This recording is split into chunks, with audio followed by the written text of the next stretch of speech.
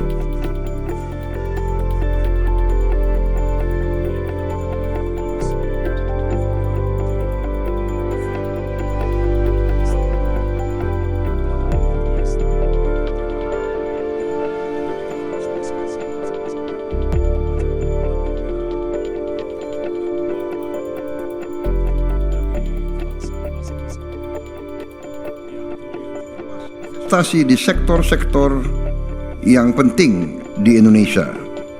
Contoh di bidang transisi energi, di bidang hilirisasi industri, di bidang kendaraan, karena kita akan menuju kepada kendaraan listrik, serta pengembangan industri semikonduktor.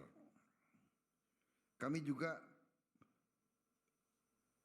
mengundang Jerman untuk ikut serta dalam rantai pasok mineral kritis dan tanah jarang, juga dalam pengembangan infrastruktur kita.